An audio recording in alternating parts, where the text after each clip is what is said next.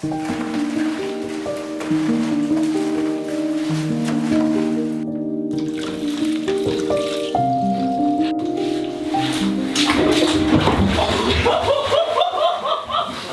back to the Physio Bros. We're coming on recovery. So firstly, let's talk about cold water immersion. Cold water immersion is something that's really trending at the moment. But what is the science behind it? How do you do it properly? And what are the benefits? Some of the benefits include increased circulation, spike in energy levels, increased metabolism, better well-being, better and deeper sleep, and also reduced inflammation. We know that exercise training can cause micro damage and irritation to the musculoskeletal, nervous, and metabolic systems. And there's scientific studies that have tried to investigate the best way to recover.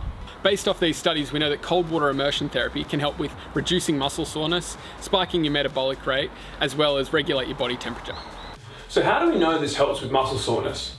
Well, this has been researched on athletes who perform cold water immersion after exercise to try and reduce muscle soreness and fatigue.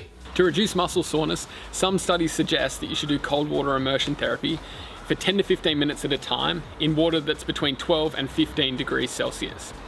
This is really important because those studies have also suggested that this will show a reduction in your muscle soreness at 24 hours, 48 and 96 hours post that initial exercise period. It's also shown that your perceived level of exertion after 24 hours after that exercise period is also improved. So the changes that cold water immersion has on your body is hypothesized by medical practitioners to help reduce pain. This is based on the principle that the cooling effect actually constricts your blood vessels and therefore may reduce inflammation to the area that's being worked out. So this can be a proactive strategy to manage aches and pains. We also know it can help you regulate your body temperature twice as fast when compared to just sitting in a cool shaded environment post-exercise. The trick is to immerse your body in as much water as possible to get the best effects. This is especially relevant for all you runners who are approaching a nice hot Aussie summer. Lastly, cold water immersion has been shown to increase your metabolism and also have some psychological effects. For anyone that's actually tried cold water immersion, they know even just lasting for a few minutes in there, you're definitely going to have to break through some mental barriers. So we can definitely see how it would have some improvements in your psyche. So to ease into it, my suggestion is you start with a nice warm shower, get yourself squeaky clean, and then take the plunge.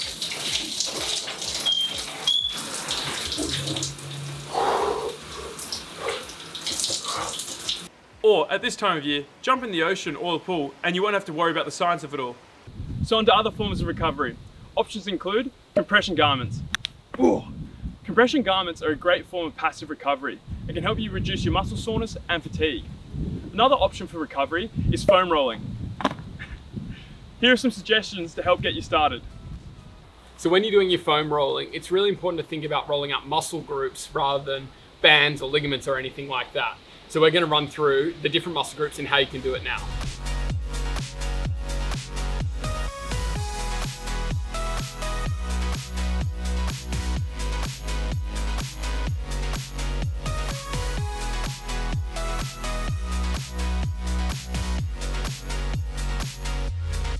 The next part we want to be thinking of is rolling out the muscles just above your knee on your thigh. It's really important to distinguish that we don't want you rolling, which is what everyone does, this band-like structure, which is called your iliotibial band. We don't want you rolling that. We want you rolling your front quadricep muscle towards the outside. The way this looks like is you're gonna lie down on the roller and you're gonna roll towards the outside front of your leg. A lot of people waste time and energy rolling out that band-like structure, and it's just a waste of time. The rolling is gonna do absolutely nothing. We need to target muscles, not the bands or ligaments. Evidence we found suggests that massage after exercise can really help reduce your fatigue and soreness. However, unless you have a personal masseuse or great partner, this is not the most accessible or active strategy to relieve your aches and pains. Lastly, let's just touch on a few general tips that will really help with your recovery after a running session. First off is getting hydrated. This is essential for replenishing your fluids that you lose when you break out into a sweat when you're running or you're exercising. This is essential for improving your muscle flexibility, building strength, and also reducing that muscle soreness that you get. Just remember as well that 60% of your body is consisted of water. The next tip is to make sure you smash a really good healthy meal within 45 minutes of finishing that energy session. This is really important to promote your body to allow that rebuilding process to begin through your food intake. It's really important that you get both carbohydrates and protein in after a big exercise session. Here is a list of foods that contain carbohydrates, and here's a list of foods that contain protein that you should get into your body after you exercise. Carbs are really important because they contain glycogen, which is a really important source of energy. Proteins, on the other hand, contain amino acids, which is essential for building strength and repairing muscle fibers after a big workout. Tip number 3 is really important for active recovery. So we want you doing some light activity on your rest days. This could include going for a walk, going for a swim, or even some gentle yoga if you're up for it. Why this is important is it's going to improve your circulation, it's going to reduce your lactic acid buildup, and it's also going to help remove the toxins. Tip number 4 is a really easy one, which you just have to do immediately after your workout, which is incorporate a cool down. This is really important in reducing your heart rate back to a normal level. It's also really important to prevent that excessive blood pooling in your legs or whatever muscles that you've worked out with. If you don't already have a post-workout routine, then this is just a gentle reminder to nourish your body.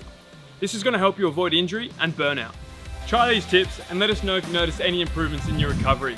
Additionally, if you want us to cover anything, then please leave it in the comment section. Thanks heaps for tuning in. Smoke that like button, make sure you subscribe, and we'll see you next week.